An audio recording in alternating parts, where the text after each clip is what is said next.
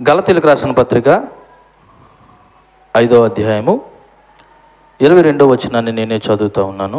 అయితే ఆత్మఫలమేమనగా ప్రేమ, సంతోషము, సమాధానము, దీర్ఘశాంతము, దయాళత్వము, మంచితనము, విశ్వాసము, సాత్వికము, ఆశ, నిగ్రహము. చిన్న ప్రార్థన చేసుకుందాం. పరిశుద్ధుడైన ప్రభువా, మీ ఘనమైన నామమునకు వందనాలు.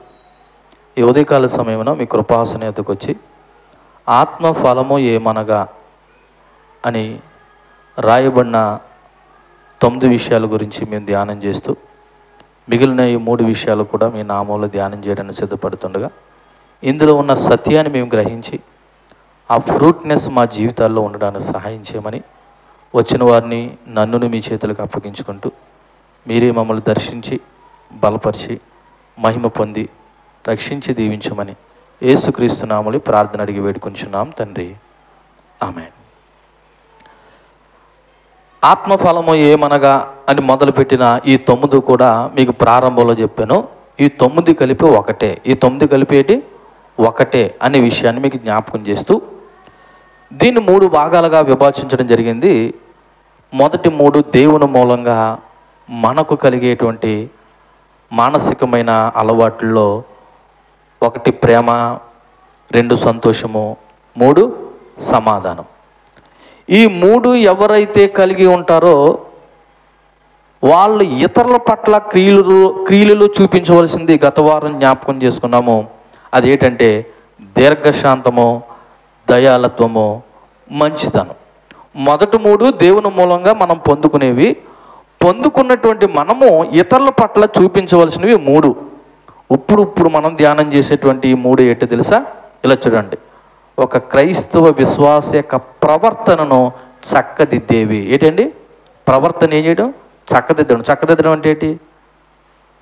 మనం ఎంత క్రైస్తవులు అయినప్పటికీ ఎక్కడో దిక్కున తప్పిపోయే పరిస్థితులు, అవకాశాలు ఉన్నప్పుడు దేవుని యొక్క వాక్యం ద్వారా మనం సరి చేసుకోవడానికి ఈ 3 చాలా ప్రాముఖ్యమైనవి. ఆ 3 అక్కడ చివరిలో రాయబడి ఉన్నది ఏంటంటే విశ్వాసము, సాత్వికము, ఆశ, నిగ్రహము. ఇందులో మొదటిది విశ్వాసము. మొదటిదేంటి? విశ్వాసం. దీన్ని గ్రీకులో పిస్టిస్ అన్నారు. అంటే సాధారణంగా విశ్వాసం అంటే సాధారణ అర్థం దేవుణ్ణి నమ్ముకోవడం, దేవుణ్ణి నమ్ముకోవడం. కానీ ఇక్కడ విశ్వాసం అంటే దానికి మించి మరొక అదనంగా మరొక బాధ్యత ఉంది. అదేంటన్నది మనం అర్థం చేసుకోవాలి. అసలు ఒక వ్యక్తి క్రైస్తవుడు అయ్యాడంటే వాడికి ఉండవలసిన మొట్టమొదటిది ఏంటంటే విశ్వాసం. అందుకే మనకు మరొక పేరు కూడా ఉంది, విశ్వాసులు. ఏమండి? విశ్వాసులు. ఏంటి విశ్వాసులు అంటే నమ్ముకున్న దేవుడి పట్ల మనం ఏదైతే ఏ దేవుడు నమ్ముకున్నామో ఆ దేవుడి పట్ల విశ్వాసం కలిగి ఉండడము సాధారణమైనటువంటి అర్థం. మన సమర్పణ, మన నమ్మకము ఎవరిపై అయితే నిలిచి ఉంచామో అతని పట్ల అనగా దేవుని పట్ల సంపూర్ణమైన నమ్మకత్వాన్ని, చలించిన రాజభక్తిని కలిగి ఉండడమే విశ్వాసం. అయినా మీకు అర్థం కాకపోతే మన భాషలో చెప్పాలంటే దేవుని మీద విశ్వాసం కంటే, ఎవరి మీద విశ్వాసం కంటే? దేవుని మీద నువ్వు కలిగి ఉన్న విశ్వాసం కంటే మన జీవితాల్లో దేవుడు వాగ్దానాలు ఏమైతే ఉన్నాయో దానికి అనుగుణంగా జీవించడమే విశ్వాసం. ఇక్కడున్న మనం అందరం దేవుని నమ్ముకున్నామా? నమ్ముకున్నాం. అయితే ఆ దేవుడు కొన్నిసార్లు మన జీవితాల్లో ఆయన వాగ్దానాన్ని బట్టి లేదా మనల్ని పరీక్షించడానికి కొన్ని ప్రతికూలమైనవి కూడా దేవుడు ఏం చేస్తాడు? ఆమోదిస్తాడు. ఉదాహరణకి యోబు గారు ఉన్నారండి. యోబు జీవితంలో ఆ ప్రతికూలత, ఆ క్షామము, ఆ నష్టము ఎవరు తీసుకొచ్చారు? దేవుడే తీసుకొచ్చాడు. ఇప్పుడు ఆ ప్రతికూలతల్లో కూడా యోబు దేవుడి మీద ఉంచాడు. చూసారా? ఆ విశ్వాసం గురించి మాట్లాడుతున్నాడు. ఈ విశ్వాసం అంటే ఒక రకంగా చెప్పాలంటే నువ్వు దేవుని నమ్మేవనే దానికంటే నీ జీవితంలో దేవుని యొక్క చిత్తానికి అనుగుణంగా మనం బ్రతకడం చూసారా? అది విశ్వాసం. అంటే అది మంచి అయినా జరగచ్చు, చెడైనా జరగచ్చు. ఏమి జరిగినా సరే దేవుడు ఆమోదించాడు, ఇది దేవుని చిత్తం లేకుండా, దేవుని యొక్క వాగ్దానం లేకుండా ఇది నా జీవితంలో జరగలేదు కాబట్టి నేనేం జరిగినా ఆయనకు లోబడి ఉంటాను అని చెప్పడమే విశ్వాసము. సాధారణంగా విశ్వాసం అంటే నమ్మకం, ఫెయిత్ ఇన్ గాడ్, దేవుడిలో నమ్మకం ఉంచడం. కానీ ఈ సందర్భంలో విశ్వాసం అంటే నమ్మకంతో పాటు దేవునికి విధేయత చూపించడం. దేవునికి ఏం చూపించడం? విధేయత. ఆ విధేయత ఏంటో తెలుసా? ఏమి జరిగినా సరే దేవుని యొక్క చిత్తము అని మనం దేవునికి విధేయత చూపించడమే ఈ విశ్వాసం. కష్ట సమయంలో కూడా దేవుని మార్గంలో కదలకుండా స్థిరులుగా ఉండేదాన్నే విశ్వాసం అంటారు. నిజానికి మన భక్తి ఈ రోజున మేలు జరిగితేనే దేవుడు, కీడు జరిగితే దేవుడు కాదు. కానీ కీడు జరిగినా సరే కూడా నేను ఏ దేవుడిని అయితే నమ్మానో ఆ దేవుడే నా దేవుడు అని చెప్పేదే విశ్వాసం. దానికి ఎగ్జాంపుల్గా ఒకసారి రోమిలికి రాసిన పత్రిక 4వ అధ్యాయము 20వ వచనాన్ని ఒకసారి చదువుదాం. ఇక్కడ ఒక భక్తుడి గురించి రాయబడిన సందర్భాన్ని గుర్తు చేసుకుంటే రోమా పత్రిక 4వ అధ్యాయము 20వ వచనాన్ని చూస్తే, అవిశ్వాసం వలన దేవుని వాగ్దానం గూర్చి సందేహింపక దేవుని మహింపరిచి ఆయన వాగ్దానం చేసిన దాన్ని నెరవేర్చుటకు సమర్థుడని రూఢిగా విశ్వసించి విశ్వాసం వలన బలము నొందెను, అందుచేత అది అతనికి నీతిగా ఎంచబడును. ఎవరైనా? అబ్రహాము దేవుణ్ణి నమ్మాడు కాబట్టి అది అతనికి ఎలాగ ఎంచబడ్డదంట? నీతిగా ఎంచబడింది. దేవుడు చెప్పాడు, అబ్రహామా నీ కడుపును పుట్టినవాడేనయ్యా నీకు వారసుడు, నువ్వు నమ్ము అంటే ఇంచుమించు ఎన్ని సంవత్సరాలు నమ్మాడంట? 30 సంవత్సరాలు, 20-30 సంవత్సరాలు ఏం చేశాడు? నమ్మాడు. అంటే ఎంత ప్రతికూలత ఎదురైనా, ఎన్ని సంవత్సరాలు ఆలస్యమైనా దేవుడి మీద తన విశ్వాసాన్ని ఏం చేయలేదు?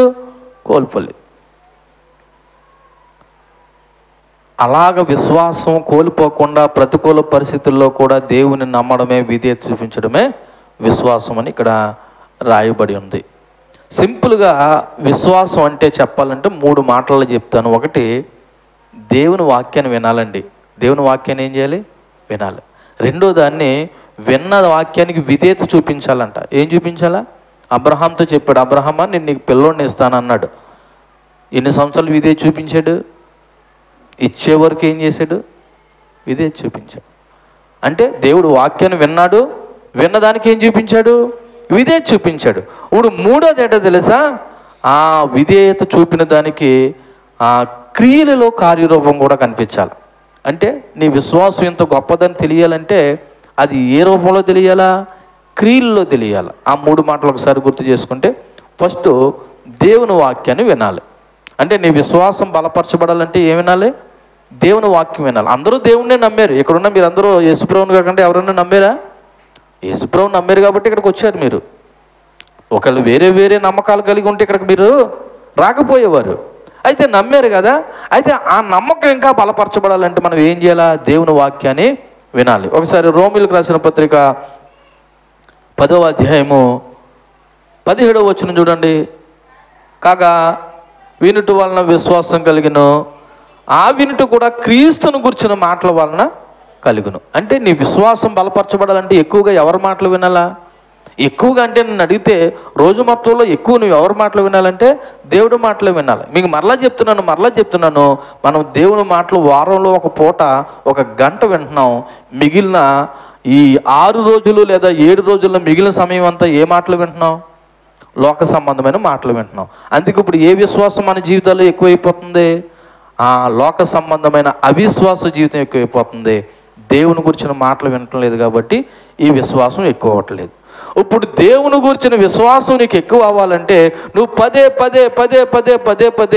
క్రీస్తుని గురించిన మాటలు వినాలి. అది మొదటిది. రెండోది, ఇప్పుడు విన్న వాక్యానికి విధేయత చూపించాలి. ఇప్పుడు వచ్చారా మీరు? ఈ పూట వాక్యం విన్నారు కదా. ఇప్పుడు ఈ వాక్యం విన్న దాని ప్రకారం బయటికి వెళ్ళి ఏం చూపించాలా? దేవుని వాక్యానికి విధేయత చూపించాలి. విధేయత చూపించకుండా ఎంత వాక్యం విన్నా ప్రయోజనం ఏముంది? అవునా? మీరు విన్నారా? వినడానికైనా వచ్చారు. అయితే ప్రాబ్లం ఇక్కడ ఏం జరుగుతుందంటే వినడానికి వచ్చిన చాలామంది వాక్యం వినట్లేదు, అది వేరే విషయం. కానీ విన్నవారు మాత్రం ఏం చూపించాలా? విధేయత చూపించాలి. ఒకసారి ఏప్రిల్ రాసిన పత్రిక 5వ అధ్యాయము 8వ వచనం చూడండి. ఏప్రిల్ రాసిన పత్రిక 5వ అధ్యాయము 8వ వచనం. ఆయన కుమారుడయుండి తాను పొందిన శ్రమల వల్ల విధేయత నేర్చుకునను, మరియు ఆయన సంపూర్ణ సిద్ధి పొందిన వాడే మెల్కీసెదెకు క్రమంలోనూ చేరిన ప్రధాన యాజకుడిని దేవుని చేత పిలువబడి తనకు విధేయులైన వారందరికీ నిత్య రక్షణకు కారకుడు ఆయను. ఎందుకు విధేయత చూపించాలంటే, ఇప్పుడు ఫస్ట్ ఆఫ్ ఆల్ యేసుక్రీస్తు దేవుని కుమారుడై ఉండి తన తండ్రికి ఏం చూపించాడంట? విధేయత చూపించాడు. ఇప్పుడు అదే యేసుక్రీస్తు వాక్యం వింటున్నా మనం కూడా ఎవరికి విధేయత చూపించాలా? యేసుక్రీస్తుకి విధేయత చూపించాలి. విధేయత చూపిస్తేనంట విధేయత చూపేవారందరికీ ఆయన ఏమైనాడంట? నిత్య రక్షణకు కారకుడయ్యాడు. అంటే ఇప్పుడు వాక్యం విన్నాం కదండి, సరిపోదా అంటే సరిపోతుంది అని అనుకోకండి. దీనికి మించి మళ్ళా రెండోది ఏం చేయాలంటే ఆ విన్న వాక్యానికి ఏం చూపించాలా? విధేయత చూపించాలి. విధేయత చూపిస్తేనే నీకు ఏం కలిగి ఉంటుంది? నిత్య రక్షణ కలిగి ఉంటావు. అక్కడ ఇంకొక మాట కూడా మనం ఒకసారి జ్ఞాపకం చేసుకున్నాం. మూడోది, నువ్వు దేవుని వాక్యాన్ని విన్నావు, విధేయత చూపించావు. ఇప్పుడు ఆ విధేయతను క్రియల రూపంలో కనిపించాలి. ఏం చేయాలా? క్రియల రూపంలో కనిపించాలి. ఎలాగంటే యాకోబు రాసిన పత్రిక 2వ అధ్యాయము 17వ వచనం. యాకోబు రాసిన పత్రిక 2వ అధ్యాయము. అలాగే విశ్వాసము క్రియలు లేనిదైతే అది ఒంటిగా ఉండి మృతమైనదగును. అయితే ఒకటి, నీకు విశ్వాసం ఉన్నది, నాకు క్రియలు ఉన్నవి. క్రియలు లేకుండా నీ విశ్వాసం నాకు కనపరచుము. నేను నా క్రియల చేత నా విశ్వాసాన్ని నీ కనపరచుదని చెప్పుచున్నాను. అయితే ఇక్కడ చూడండి 20వ వచనంలో, వ్యర్థుడా, క్రియలు లేని విశ్వాసము నిష్ఫలమైనదని తెలుసుకుని గోరుచున్నావా అంటే ఇప్పుడు విశ్వాసంలో 3వ మెట్టు ఏంటనమాట? క్రియలు ఉండాలి. ఏముండాలి? క్రియలు ఉండాలి. వాక్యం వినాలండి, విన్న వాక్యానికి ఏం చూపించాలా? విధేయత చూపించాలండి. ఆ విధేయత బాహ్య రూపంలో కనిపించేదే క్రియలు. మీకు సింపుల్గా అర్థమయ్యేలా చెప్తా. ఇదిగా వచ్చే వారం నుంచి మీరు ఎట్టి పరిస్థితుల్లోనూ ఆదివారం ఆరాధన మానేయకూడదు, ఇది దేవుని వాక్యం అని మీకు చెప్పాను. అంటే వాక్యాన్ని విన్నారు కదా? అయితే వాక్యం విన్న మీరు వచ్చే వారం నుండి క్రమం తప్పకుండా ఆదివారం ప్రార్థనకు వస్తున్నారు అనుకో, ఇప్పుడు చెప్పిన వాక్యానికి ఏం చూపించారు? విధేయత చూపించారు. ఆ విధేయత చూపించారని నాకు ఎలా తెలిసింది? మీరు వస్తున్నారు చూసావా ప్రతి ఆదివారం క్రమం తప్పకుండా, అది క్రియలు అంటున్నాను. అంటే నా విశ్వాసం ఇంత గొప్పదని చెప్పుకోవడం కాదు, ఆ విశ్వాసాన్ని ఏ రూపంలో చూపించాలంటే క్రియల రూపంలో చూపించాలి. అంటే మీకు అర్థం అవ్వాలని ఆదివారం ప్రార్థన అని చెప్తున్నాను. ఇక్కడ ఆదివారం ప్రార్థన, శుక్రవారం ప్రార్థన అన్నది కాదు, దేవుని వాక్యానికి నువ్వు విధేయత చూపిస్తున్నావా లేదా అన్నది అది ఏ రూపంలో తెలియాలంటే క్రియల రూపంలో తెలియాలి. అందుకే మీకు ఇప్పుడు ఒక పేపర్ ఇచ్చానా, ఆ పేపర్లో ఒక 20 పాయింట్లు ఉన్నాయా? ఆ 20 పాయింట్లు నేను సొంతంగా రాసినవి అనుకుంటున్నారా? అవన్నీ వాక్యానికి అనుగుణంగా దేవుని పిల్లలుగా మనం చెయ్యవలసినవి, చెయ్యకూడనివి. నేను ఆ పేపర్లో చెయ్యకూడనివే రాశాను. దేవుని పిల్లలై ఉండి చేయవలసినవి నెక్స్ట్ రాస్తాను. ఇప్పుడు దేవుని పిల్లలై ఉండి చెయ్యకూడనివి రాశాను, నెక్స్ట్ దేవుని పిల్లలై ఉండి చెయ్యవలసినవి రాస్తాను. ఇప్పుడు చేయకూడనివి ఉన్నాయా? ఇప్పుడు అన్నీ చేయలేదు అనుకో, ఇప్పుడు వాక్యానికి మీరు ఏం చూపించినట్టు? విధేయత చూపించినట్టు. చేశారనుకో, వాక్యానికి ఏం చూపించలేనట్టు? అవిధేయతలో అయినట్టు. ఇప్పుడు చేశారా చేయలేదా, విధేయత అవిధేయత నాకు దేని మూలంగా తెలుస్తుందంటే మీరు చేసే క్రియలను బట్టి తెలుస్తుంది. ఇప్పుడు చెప్పండి, మీ విశ్వాసము దేవుడి పట్ల ఎంత గొప్పగా ఉన్నదన్నది ఇప్పుడు దేన్ని బట్టి చెప్పవచ్చు? మన క్రియలను బట్టి చెప్పేయచ్చు. అందుకే ఇక్కడ విశ్వాసం అనే మాట గురించి జ్ఞాపకం చేసుకుంటే, నువ్వు దేవుని నమ్మడం ముఖ్యం కాదు, నమ్మిన వానికి ఎంత విధేయత చూపిస్తున్నావు అన్నదే విశ్వాసం. నమ్మిన వానికి నువ్వు ఎంత విధేయత చూపిస్తున్నావు అన్నదే విశ్వాసం.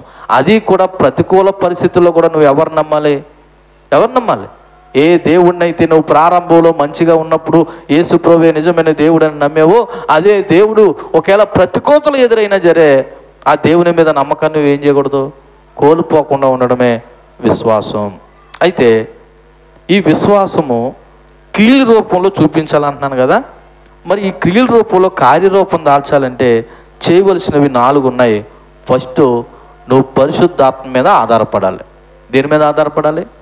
పరిశుద్ధాత్మ మీద ఆధారపడాలి. అందుకే గలతీయులకు రాసిన పత్రిక 5వ అధ్యాయం 16వ వచనం ఏమని చెప్తుంది? నేను చెప్పిందేమనగా ఆత్మానుసారంగా నడుచుకోండి, అప్పుడు మీరు ఏం చేయరు? శరీర క్రియలు చెయ్యరు. శరీర క్రియలు చేయకుండా ఉండాలంటే ఎవరి మీద ఆధారపడాలి? ఇప్పుడు మనం పరిశుద్ధాత్మ మీద ఆధారపడాలి. ఆత్మానుసారంగా నడవడం నేర్చుకోవాలి. పరిశుద్ధాత్మ మీద ఆధారపడడం అంటే ఆయన చెప్పిన వాక్యానుసారంగా, అయ్యా మీరు ఏమైతే బోధించారో, ఏమైతే నన్ను కలిగి ఉండమని చెప్తున్నారో అది నేను కలిగి ఉంటానని క్రియలో చూపించడం, పరిశుద్ధాత్మ మీద ఆధారపడడం. రెండోది వాక్య ధ్యానం. వాగ్దానాలు నమ్మాలి. వాక్య ధ్యానము అంటే ప్రతిరోజు వాక్యం చదవడము, ఆ వాక్యం యొక్క వాగ్దానము నమ్మడము, అవి రోజు గుర్తు చేసుకోవాలి. చదవడమే కాదు, నువ్వు చదివిన దాన్ని కూడా ఏం చేయాలి? రోజు గుర్తు చేసుకోవాలి. 2 కొరింథీయులకు రాసిన పత్రిక 7వ అధ్యాయం 1వ వచనం చూడండి. కొరింథీయులకు రాసినటువంటి 2వ పత్రిక 7వ అధ్యాయము 1వ వచనం. ప్రియులారా, మనకి ఈ వాగ్దానాలు ఉన్నవి కనుక దేవుని భయంతో పరిశుద్ధతను సంపూర్తి చేసుకొనిచు శరీరానికి ఆత్మకు కలిగిన సమస్త కల్మషం నుండి మనల్ని ఎలా చేసుకోవాలి? పవిత్రులుగా చేసుకోవాలి. నేను ప్రభు నమ్మానంటే కాదు, ఆ నమ్మకం వల్ల నువ్వు ఎలా మార్చబడాలి? పవిత్రులుగా మార్చబడాలి. ఎలా మార్చబడతావు? వాక్యం వినడం ద్వారా, విశ్వసించడం ద్వారా. అక్కడ రాయబడిన మాట, ప్రియులారా మనకి ఈ వాగ్దానాలు ఉన్నవి కాబట్టి దేవుని ఎడల భయంతోనూ మన పరిశుద్ధతను సంపూర్తి చేసుకొనుచు శరీరానికి ఆత్మకు కలిగినటువంటి సమస్త, శరీరానికి ఆత్మకి కలిగిన సమస్త కల్మషాన్ని ఏం చేసుకోవాలి? మనం ఏం చేసుకోవాలండి?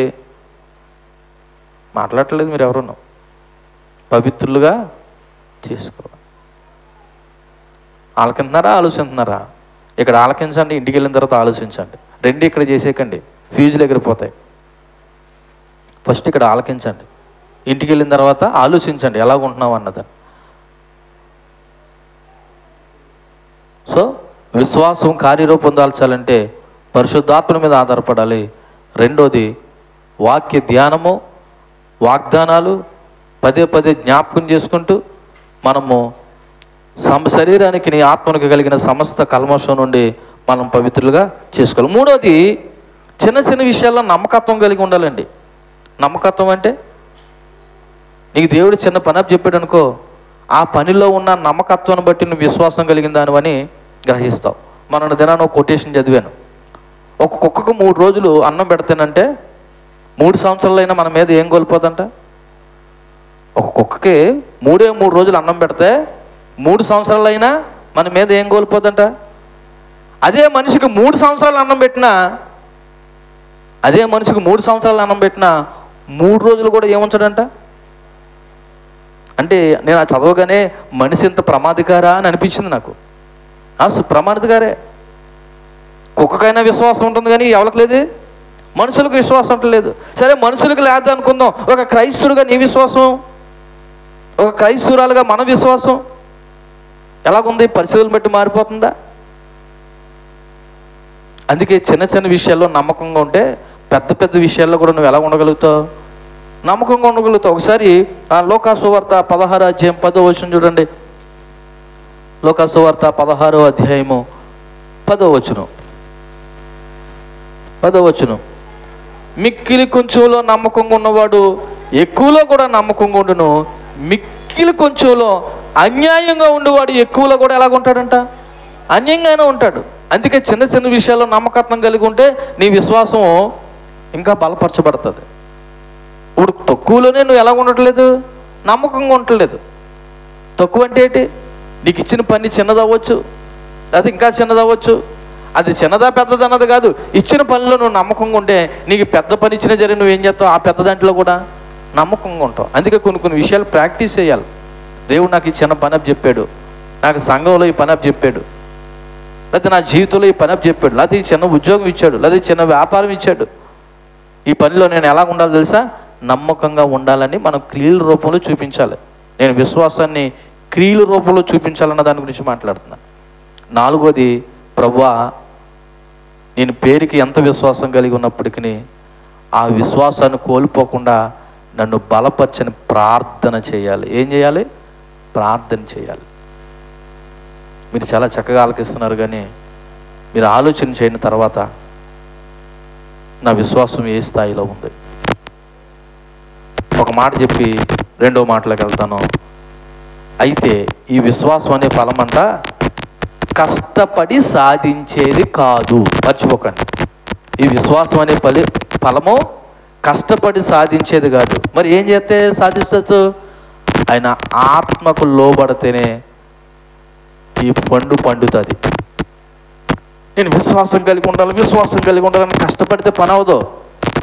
నువ్వు పరిశుద్ధాత్మకి ఏమవ్వాలి? లోబడాలి. ఎబ్రిల్ రాసిన పత్రిక 12వ అధ్యాయం 2వ వచనం చూడండి. ఎబ్రిల్ రాసిన పత్రిక 12వ అధ్యాయము 2వ వచనం.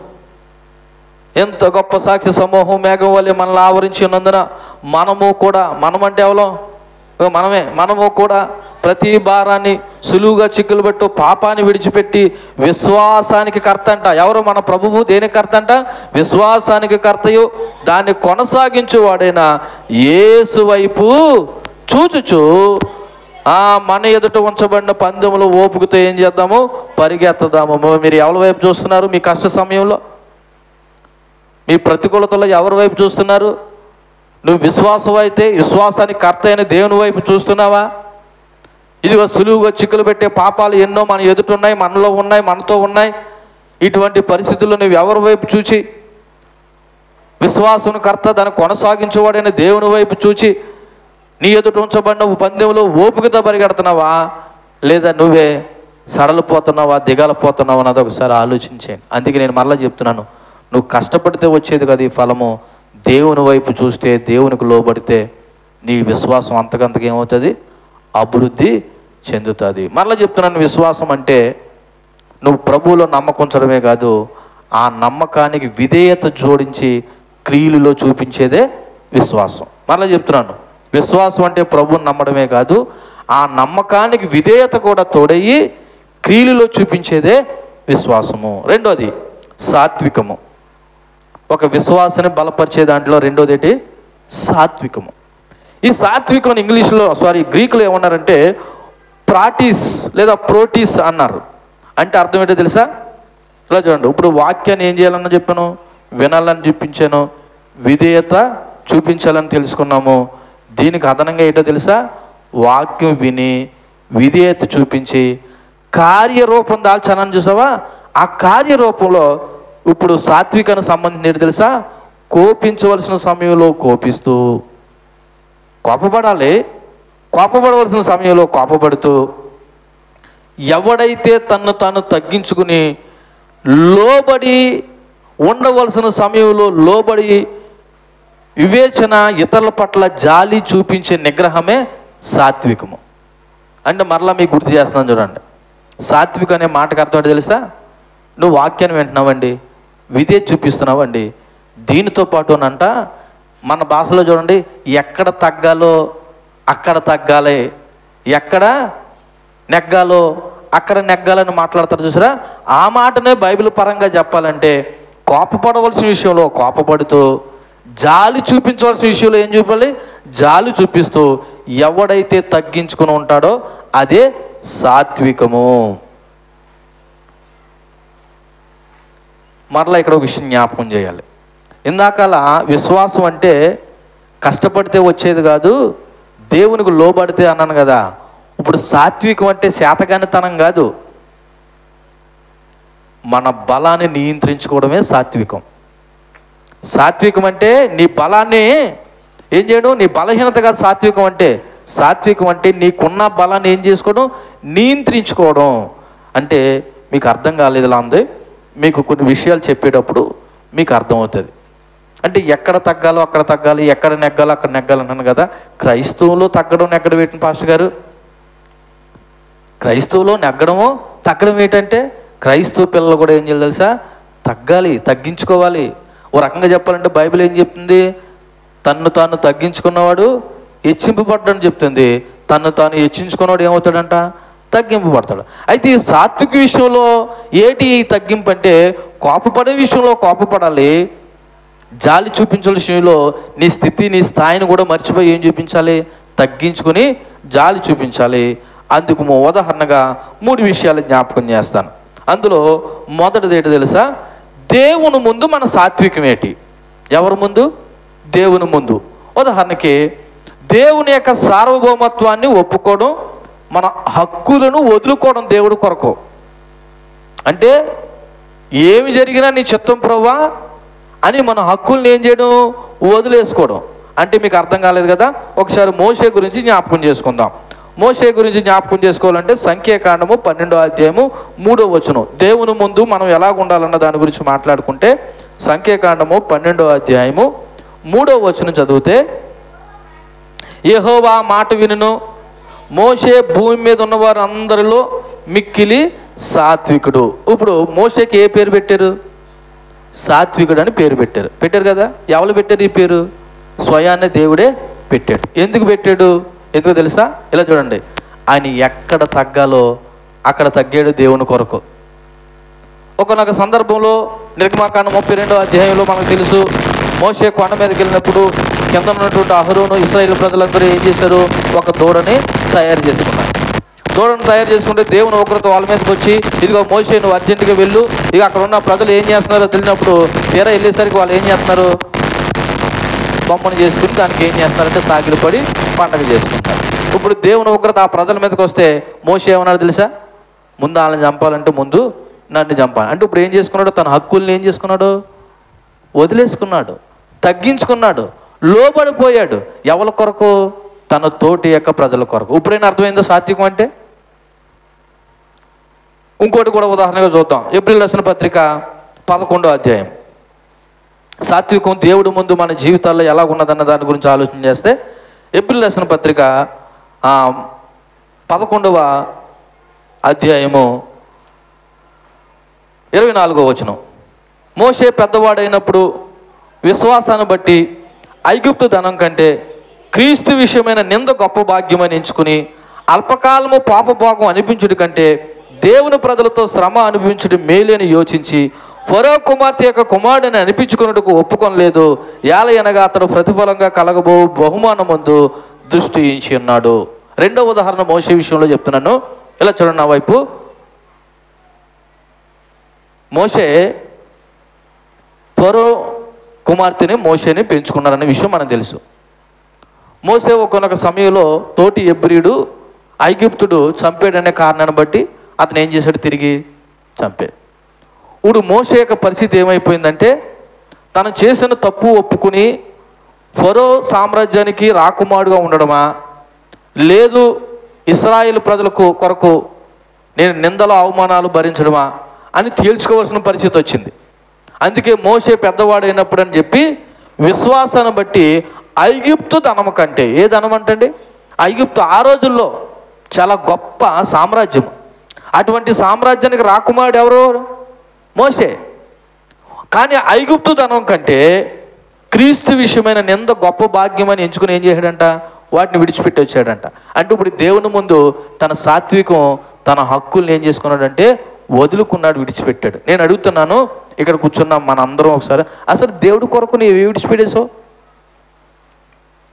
నువ్వు దేవుని కొరకు ఏమి విడిచిపెట్టేసావు అంటున్నాను, మిమ్మల్ని అడుగుతున్నాను.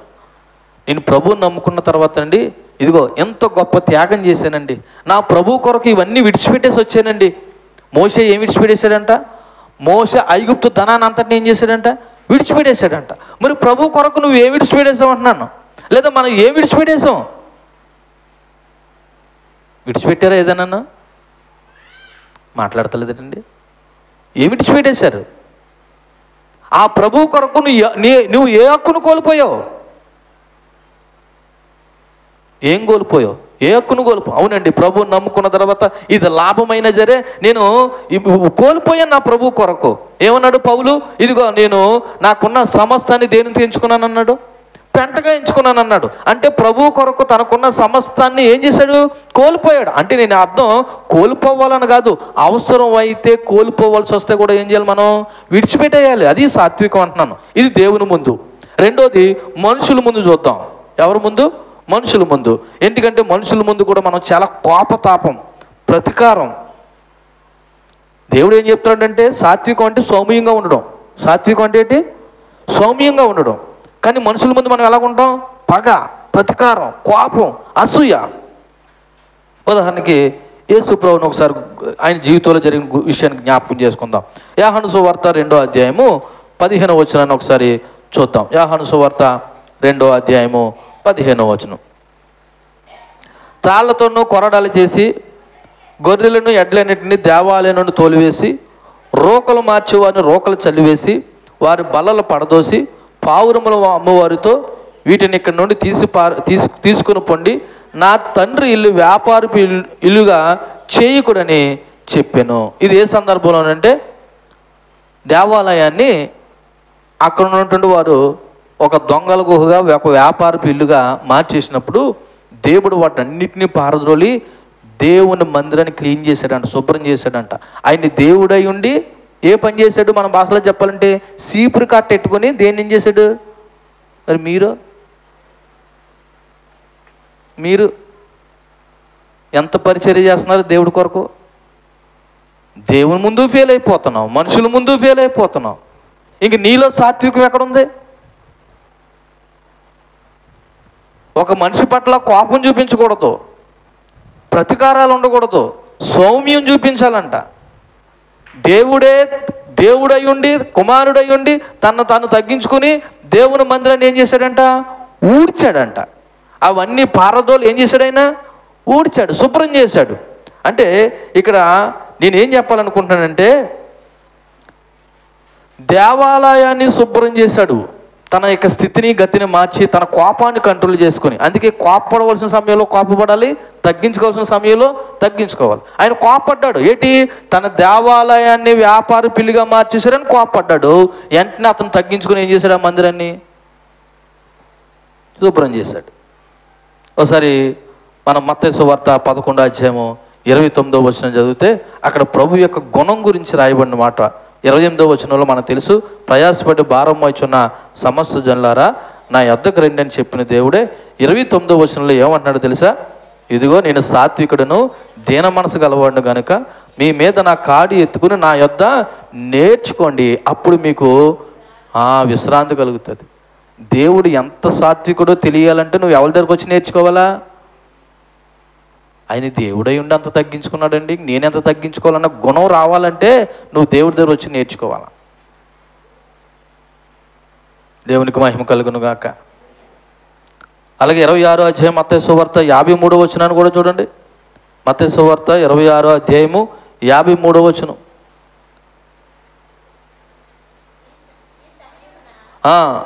నేను నా తండ్రిని వేడుకొనలేనరియు వేడుకొని ఎట్లా ఆయన 12 శాన ఊహ్యుల కంటే ఎక్కువ మంది దూతలు ఇప్పుడే నాకు పంపడనియు నీవు అనుకుంటున్నావా పేతురు అంట. వెంటనే కత్తి తీసి పక్కన ఉన్న సైనికుడు సేవ ఏం చేయడంట?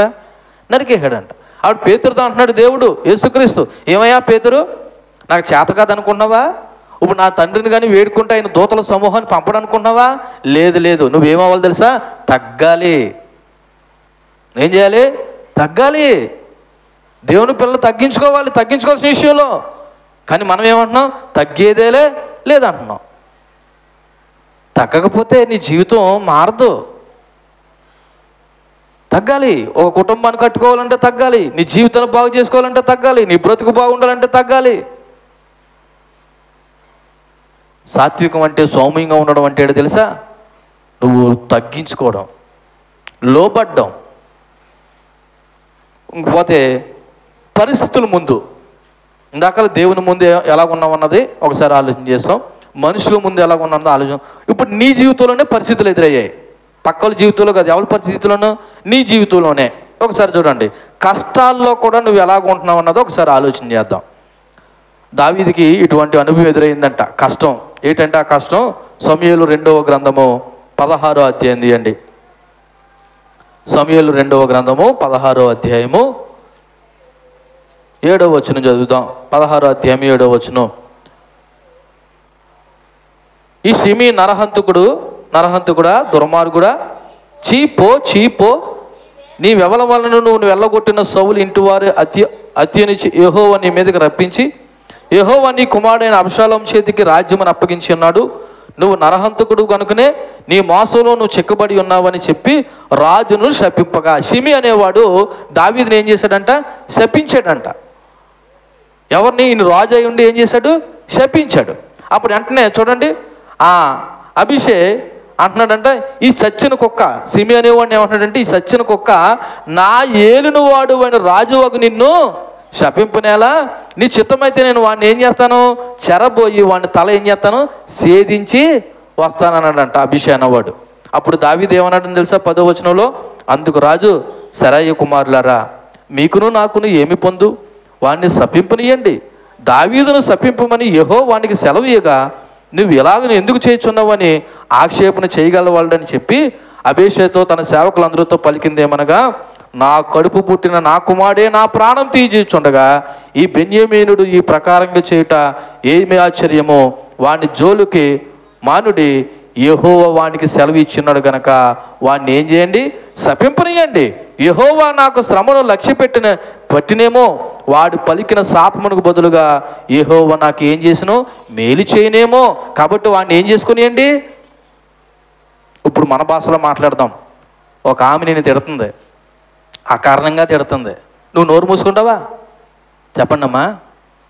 ఆమె తిట్టిన దానికి 2 అంతలు 3 అంతలు నీ రేంజ్లో నువ్వు రెచ్చిపోతావు. అంటే నీ జీవితాల్లో పరిస్థితులకు వచ్చేసరికి అందరికీ చెప్తావు నీతులు, బూతులు ఆడకూడదు, గొడవలు ఆడకూడదు. మరి నీ జీవితంలోకి వచ్చేసరికి నువ్వెందుకు ఆడుతున్నావు, నువ్వెందుకు మాట్లాడుతున్నావు? అంటే నీలో ఏమి లేదనమాట. మాట్లాడరా, సాత్వికం లేదు. దావీదు ఏమంటున్నాడు, దేవుడు సెలవు ఇచ్చాడేమో ఆ షిమీ అనేవాడిని తిట్టనేవయ్యా, తిట్టనే, ఆడిని ఎందుకు మీరు ద్వేషించడం? నా సొంత కొడుకే నన్ను తరుముతా ఉన్నాడు, వాడు శపించడంలో తప్పేముంది? ఏమో ఒకవేళ ఆ శాపమే దేవుడు నాకు ఎలా మేరుతాడు, మేలుగా మారుతాడేమో, నోరు మూసుకుని నువ్వు ఎందుకు ఉండలేకపోతున్నావు? అంటే అప్పుడు గుర్తు రావట్లేదా సాత్వికం నీకు? అప్పుడు నీకు అసూయ పగ జ్ఞాపకం వస్తుందా? చెప్పు, ఇప్పుడు మనలో సాత్వికం ఉందా లేదా ఒకసారి ఆలోచించండి. దేవుని ముందు ఫెయిల్ అయిపోతున్నాం, మనుషుల ముందు ఫెయిల్ అయిపోతున్నాం, వ్యక్తిగతంగా నీ జీవితంలో జరిగిన పరిస్థితులను బట్టి కూడా మనం ఏమైపోతున్నాం, ఫెయిల్ అయిపోతున్నాం. కానీ పైకి మాత్రం నేను ఎంత భక్తిపరునో భక్తిపరురాలనో. ఏది నీ సాత్వికం? ఏది సాత్వికం అంటే ఏమిటంటున్నారు? సౌమ్యంగా ఉండడం. సౌమ్యంగా ఉండడం అంటే నీ జీవితాల్లో దేవుని ముందు మనుషుల ముందు నువ్వు తగ్గింపుకొని ఉండాల. అన్ని మాటలన్నా మనిషి ఏం మాట్లాడలేదండి. పాపంలో పట్టబడిన స్త్రీ, ఇదిగో అందరూ రాళ్ళతో కొట్టడానికి వచ్చారంట. యేసు ప్రభు దగ్గర నుండి చూస్తున్నాడంట. అమ్మా నిన్ను ఎవరు చేయమనలేదా? సరే నేను కూడా నిన్నే అన్నాం. మనము తగ్గాలి, నేర్చుకోండి, సాత్విక నేర్చుకోండి. దేవుని పిల్లలుగా నోరుందని పడిపోవడం కాదు, మాటలు ఉన్నాయని మాట్లాడేం కాదు. నువ్వు దేవుని ముందు తగ్గించుకోవాలి, మనుషుల ముందు తగ్గించుకోవాలి. నీ జీవితంలో జరిగిన పరిస్థితుల వల్ల కూడా నువ్వేమవ్వాలి, తగ్గాలి. కాబట్టి ఈ సాత్వికం గురించి కూడా ఇది ఎలా పెంపొందించుకోవాలంటే సేమ్ ఇందాకాల ఏదైతే మనము విశ్వాసం గురించి నేర్చుకున్నామో ఈ సాత్వికం కూడా మన జీవితంలో పెరగాలంటే పరిశుద్ధాత్మకు లోబడాలి, దేవుని వాక్యాన్ని ధ్యానం చేయాలి, అనగా విధేయత చూపించాలి, ఇతరులను క్షమించడం నేర్చుకోవాలి. 4వది ప్రార్థించడం కూడా చేతనవ్వాలి. ఏమని ప్రార్థించాలి తెలుసా? దేవా నా శక్తిని నీ నియంత్రణలో ఉంచడం అని అడగడం నేర్చుకోవాలి. నాకు ఒక శక్తి ఉంది, నాకు ఒక నిగ్రహం ఉంది, అది నేను కోల్పోకుండా నీ నియంత్రణలో నేను ఉండేలాగా సహాయం చేయమని ప్రార్థన చేయాలి. ఇది సాత్వికం. సాత్వికం అంటే ఒక మాటలో చెప్పాలంటే ఇలా చూడండి, శక్తిని కలిగి ఉండి. ఇక్కడ ఉన్న మనందరికీ శక్తి ఉందా లేదా? ఏదో ఉంది, ఒక పవర్ ఉంది. ఆ శక్తిని కలిగి ఉండి దాన్ని ప్రేమతోనూ జ్ఞానంతోనూ నియంత్రణలో ఉంచుకోవడం. ప్రేమతోనూ జ్ఞానంతోనూ నియంత్రణలో ఉంచుకోవడం అంటే ఏంటో తెలుసా? దేవుని ముందు వినయం చూపించాలి, మనుషుల ముందు సౌమ్యత చూపించాలి, పరిస్థితుల ముందు ఓర్పుని చూపించాలి. అదే సాత్వికం. దేవుని ముందు ఏం చూపించాలి? వినయం. మనుషుల ముందు ఏం చూపించాలి? సౌమ్యం. పరిస్థితుల్లో ఎలా ఉండాలి? ఓర్పుగా ఉండాలి. అప్పుడు నీలో సాత్వికం ఉన్నదని అర్థమవుతుంది. ఇక 3వది చెప్పి ముగించుకుందాం, ఆశా నిగ్రహము. ఏంటండి ఆశా నిగ్రహం? దీన్ని గ్రీక్ భాషలో ఎన్క్రెటియా అన్నారు. అంటే అర్థం ఏంటో తెలుసా? ఇది చాలా చాలా ఇంపార్టెంట్ అండి. ఈ ఆత్మఫలం అనబడుతున్న ఈ 9 దాంట్లో పరిశుద్ధాత్మ దేవుడు దీని చివర ఎందుకు పెట్టాడంటే ఇలా చూడండి, ఆశా నిగ్రహాన్ని ఏమన్నా తెలుసా? మిగిలిన 8 బాడీ గార్డ్ అంట. మిగిలిన 8 ఏంటి? Body guard. ఈ ఆశా నిగ్రహం అనే మాటకు అర్థం ఏంటంటే ఇలా చూడండి, నీకు మనసు ఉంది, ఉందా లేదా? నాకు మనసు ఉంది. ఒకని మనస్సును, కోరికలను, అనుభూతులను, ఆశలను అదుపులో ఉంచుకోగలిగిన సామర్థ్యమే ఆశా నిగ్రహం. కోరికలను, మనసుని, అనుభూతుల్ని, ఆశలను అదుపులో ఉంచుకోవడమే సామర్థ్యం. అంటే దేవుని యొక్క ఆత్మశక్తి లేకుండా ఈ ఆశా నిగ్రహాన్ని కలిగి ఉండడం అసాధ్యం.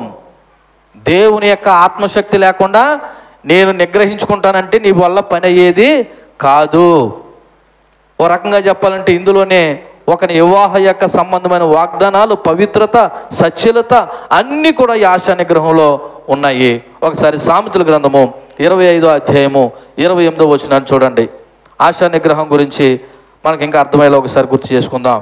సామెతల గ్రంథము 25వ అధ్యాయము 28వ వచనాన్ని చదవండి. అమ్మా, ప్రాకారం లేక పాడైన పురము ఎంత తన మనసును అణుచుకోలేని వాడు కూడా అంతే. ఇలా చూడండి, ఒక ఇల్లు ఉందంట, చుట్టూ ప్రహరీ గోడ లేదంట.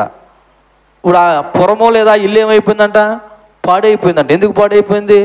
బయట నుంచి వచ్చేటువంటి శత్రుదాడుల వల్ల, లేకపోతే బయట నుంచి వచ్చేటువంటి ఇబ్బందుల వల్ల అలాగేనంట ఒక్కడంట తన మనసును కూడా అణుచుకోలేకపోతే పాడైపోయిన పురము ప్రాకారం లేక ఎలా పాడైపోయిందో వీడి మనసును కూడా అదుపులో ఉంచుకోలేకపోవడం వల్ల వీడు పాడైపోతాడంట.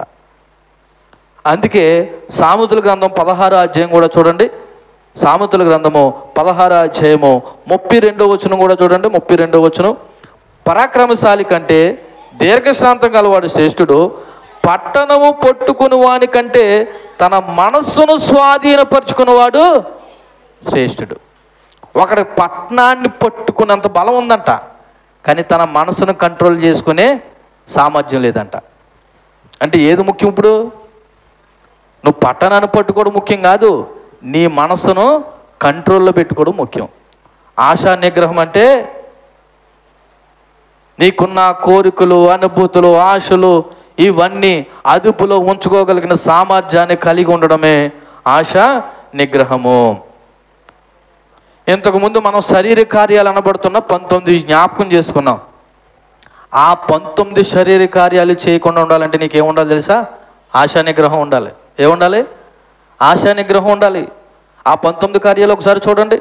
ఏంటి శరీర కార్యాలు? స్పష్టమైనవి: జారత్వం, అపవిత్రత, కాముకత్వము, విగ్రహారాధన, అభిచారము, ద్వేషములు, కలహము, మత్సరములు, క్రోధాలు, కక్షలు, భేదాలు, విమతములు, అసూయలు, మత్తతలు, అల్లరితో కూడిన ఆటపాట్లు ఇవన్నీ మన జీవితంలో చేయకుండా ఉండాలంటే నీకేం ఉండాలన్నమాట? ఆశా నిగ్రహం ఉండాలా. ఎట్ ద సేమ్ టైము ఆత్మఫలం అనబడుతున్న ప్రేమ, సంతోషం, సమాధానం, దీర్ఘశాంతం, దయాలత్వం, నమ్మకత్వం, విశ్వాసము, చివరికి ఇప్పుడు చదివింది ఏంటి? సాత్వికము. ఇవి కూడా నీ జీవితంలో ఫలించాలంటే నీలో ఏముండాలా? ఆశా నిగ్రహం ఉండాలి. అందుకే వీటన్నిటికి బాడీ గార్డ్ లాంటిదని ఆశా నిగ్రహాన్ని మనం చెప్పుకోవచ్చు. ఒక మాటలో చెప్పాలంటే ఇలా చూడండి, విశ్వాసులు ఆశలను వదులుకోవడం కాదు, నీకున్న ఆశలు దేవుని ఇష్టానికి లోపరుచుకునే విధంగా బ్రతకాలి. దేవునికి మహిమ కలుగును గాక. హల్లెలూయా. మీరు ఇక్కడ ఉండి ఆలకిస్తున్నారా? మీ మనసు పిల్లల మీదకి వెళ్తుంది. ఆశా నిగ్రహం అంటే నీకున్న ఆశలను వదిలేసుకోమని కాదు, నీకున్న ఆశలు దేవుని ఇష్టానికి లోబడే విధంగా మలుచుకోవడం. నీకు ఎన్ని ఆశలు అంటూ ఉండి ఆ ఆశ దేవునికి ఇష్టానికి ఉందా లేదని ఒక ఆలోచన చేయి. అందుకు ఒక రకంగా చెప్పాలంటే ఈ ఆశా నిగ్రహము నిన్ను రక్షిస్తుంది. నిన్ను ఏం చేస్తుంది? రక్షిస్తుంది ప్రతికూలతలో. అలాగే నిన్ను నియంత్రిస్తుంది కూడా. నిన్ను రక్షిస్తుంది, నిన్ను నియంత్రిస్తుంది. సో ఈ ఆశా నిగ్రహం గురించి 4 ప్రధానమైనటువంటి ముఖ్య మాటలు చెప్పి నేను ముగిస్తాను. మొదటిది శరీరాశలు. ఏ ఆశలు? శరీరాశలు. ఇందాక చదివాం కదా.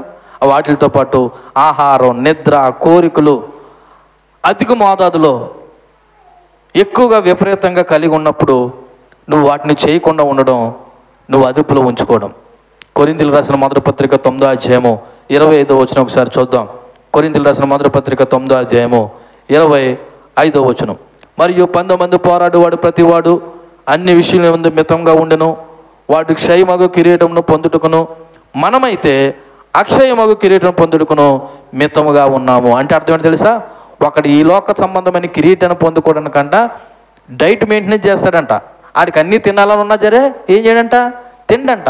కానీ అక్షయమగు కిరీటాన్ని పొందుకోవడానికి మనం ఎంత నిగ్రహం కలిగి ఉండాలో అన్నది ఒకసారి ఆలోచన చేయాలి. ఇలా చూడండి, నీకు ఇష్టమైనదే ఎదురుకుంటే కనపడుతుంది, అదంటే నీకు చాలా ఇష్టం. కానీ ఏం కలిగి ఉండాలి తెలుసా? అక్కడ నిగ్రహం కలిగి ఉండాలి. నీకు ఎంత ఇష్టమైనదైనా సరే అదుపులో ఉంచుకోవాలి. అందులో ఒకటి శరీర సంబంధమైనవి అయితే, రెండోది మాటల విషయంలో ఆలోచన చేద్దాం. కొంతమంది అబద్ధాలు, దోషంలో, అతి మాటలు ఏమి నియంత్రించుకోరండి, ఇష్టం వచ్చినట్టు మాట్లాడతారండి. అంటే నీకు అక్కడ ఏం లేదనమాట, ఆశా నిగ్రహం లేదు. యాకోబు పత్రిక 3వ అధ్యాయం 2వ వచనంలో ఈ విధంగా చెప్పబడి ఉన్నది. యాకోబు పత్రిక 3వ అధ్యాయం 2వ వచనంలో, ఇదిగో అనేక విషయాల్లో మనం తప్పిపోతున్నాము, ఎవడైనను మాట యందు తప్పని ఎడల అట్టి వాడు లోపము లేనివాడే, తన సర్వ శరీరాన్ని స్వాధీనముంచుకును శక్తి గలవాడు అగును. అంటే ఈ రోజున మనుషులు ఎందులో తప్పిపోతున్నారు? మాటల్లో. అన్నీ అబద్ధాలే. నేను దేవుని పిల్లని, దేవుని బిడ్డని, అబద్ధం ఆడకూడదు, అబద్ధానికి జనకుడు అపవాదుగాడు ఉన్నాడు, ఆడికిలా నేను మాట్లాడకూడదని క్రైస్తవులు అనుకోవట్లేదు. ఇష్టం వచ్చినట్టు మాట్లాడుతున్నారు. అంటే నీకు మాటల్లో కూడా ఏం లేదనమాట, నిగ్రహం లేదు. మూడోది ఆలోచనలు. ఆలోచనలు ఎక్కడే ఉంటావు, ఎక్కడెక్కడో పరిగెడతాయి. అందులో కోపము, ద్వేషము, పగ, అసూయ, లైంగికపరమైన ఆలోచనలు. ఇందులోనూ కూడా మనకేముండలేదు, నిగ్రహము ఉండట్లేదు. కొరింథీయులకు రాసిన 2వ పత్రిక 10వ అధ్యాయము 5వ వచనం. కొరింథీయులకు రాసినటువంటి 2వ పత్రిక 10వ అధ్యాయము 5వ వచనం. మేము విత్కరములను దేవుని గురించిన జ్ఞానమును అడ్డగించి ప్రతి ఆటంకమును పడదోసి ప్రతి ఆలోచనను క్రీస్తుకు లోబడినట్లు చెరపట్టి. ప్రతి ఆలోచన ఎవరికి లోబడినట్టు ఉండాలంట? దేవునికి. మరి మన ఆలోచనలు ఒకరిని పాడు చేయాలనే, ఒకరిని నష్టపరచాలనే, పగ, అసూయ చెప్తుంటే మాకు గాదులు అన్నిటికీ మీరు చూస్తున్నారు. ఇక్కడ ఉన్న మనకని నేను బాధపడుతున్నాను, ఇవన్నీ మనలో ఉన్నాయని నేను గమనిస్తున్నాను కాబట్టి చెప్తున్నాను. నాలుగోది సమయము, ధనము. ఇందులో కూడా నిగ్రహం ఉండలేదు మనిషికి. టీవీ ఇష్టం వచ్చినట్టు చెప్పి చూస్తున్నారు, సెల్ ఫోన్లు ఇష్టం వచ్చినట్టు చెప్పు, సోషల్ మీడియా, షాపింగు, అవసరం ఉన్నా లేకపోయినా ఇందులో కూడా ఏమీ లేదు, నిగ్రహము లేదు. ఒక రకంగా చెప్పాలంటే దేవుని ప్రణాళికలకు అనుగుణంగా ఈరోజు మనిషి సమయాన్ని కేటాయించలేకపోతున్నాడు. అందుకే ఎపిసోడ్స్ రాసిన పత్రిక 5వ అధ్యాయము 16వ వచనంలో ఈ విధంగా ఉంది. ఎపిసోడ్స్ రాసిన పత్రిక 5వ అధ్యాయము 16వ వచనం ఏమని రాయబడినది? 16వ వచనంలో, ఇదిగో దినాలు చెడ్డవి కనుక మీరు సమయాన్ని పోనీక సద్వినియోగం చేసుకుని అజ్ఞానుల వలె కాకుండా జ్ఞానుల వలె నడుచుకున్నట్లు జాగ్రత్తగా చూసి. సమయం పోనీయొద్దు అంటున్నాడు. మనకేమో టైం చాలట్లేదు, ప్రార్థన రావడానికి టైం చాలట్లేదు. ఏం చేస్తున్నారా టైంలో అంటే మీరు సినిమాలు, సీరియల్ చూస్తున్నారు. నేను ఒక మాట చెప్తున్నాను, మీరు కష్టం అనుకున్నా, నష్టం అనుకున్నా, ఇక్కడ ప్రార్థన జరుగుతున్న సమయంలో మీరు ఇంటికాడ ఆ సమయంలో ఏం చూస్తున్నారో అది మీకు శాపము. దేవుడు వాక్యం చెప్తుంది, సమయాన్ని పాడు చేసుకోవద్దు, సద్వినియోగం చేసుకోండి, దేవుని వాక్యం వినండి, ఆయన పాదాలు చెందపడండి, ఇదిగో మీ కుటుంబం వరకు అంగలార్చండి అని దేవుని వాక్యం చెప్తుంటే నీకు బోలు సమయం ఉందనుకుని ఇష్టం వచ్చినట్టు బ్రతుకుతున్నావు. వాక్యం ఏం చెప్తుంది? సమయం, దినాలు చెడ్డమంట. ఏంటండి దినాలు చెడ్డమంటే? ఆదివారం చెడ్డదు, మంగళవారం చెడ్డదు కాదు, దినాలు మనుషులు చెడ్డోళ్ళు. అన్ని దినాలు మంచివే, కానీ ఈ దినాల్లో ఉన్న మనుషులు చెడ్డోళ్ళు.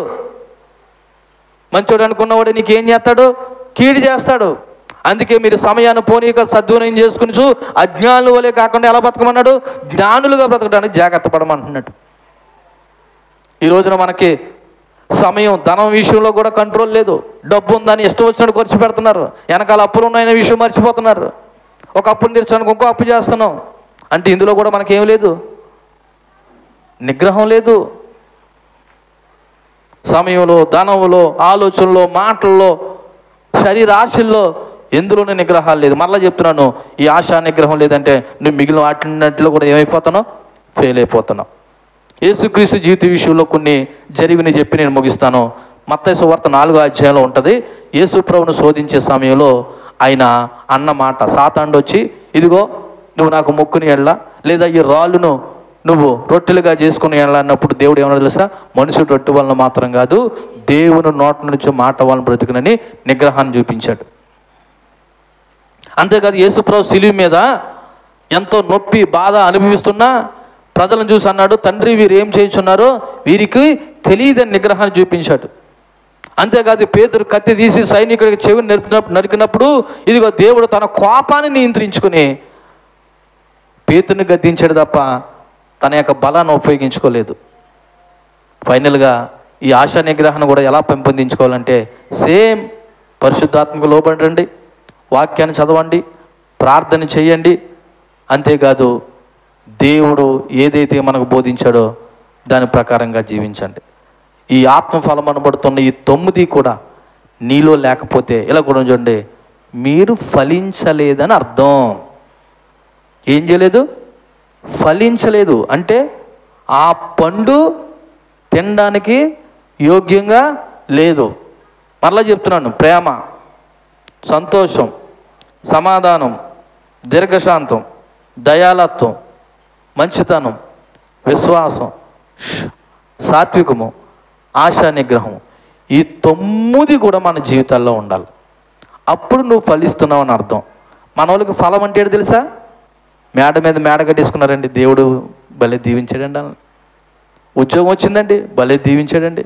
వ్యాపారంలో భలే అభివృద్ధి చెందిపోయారండి, భలే ఆశీర్వదింపబడ్డారండి. ఇది కాదు ఫలింపు. ఈ 9 లక్షణాలు ఉంటేనే ఫలింపు. నీకు భౌతికమైన దాన్ని బట్టి ఫలింపు అనుకుంటున్నావేమో. మరలా చెప్తున్నాను, దేవుడి నియమానికి లోక నియమానికి ఎప్పుడు వ్యతిరేకంగా ఉంటుంది అంటాను కదా. వాడు చాలా బ్లెస్ చేయబడ్డాడండి. ఎలా చెప్తున్నారండి మీరు? కార్లు ఉన్నాయండి, 3 కార్లు ఉన్నాయండి, 4 ఎకరాల భూమి ఉందండి, 5 అంతస్తుల బిల్డింగ్ ఉందండి, కొన్ని కాసులో తాసులో బంగారం ఉందండి, దేవుడు భలే దీవించాడండి.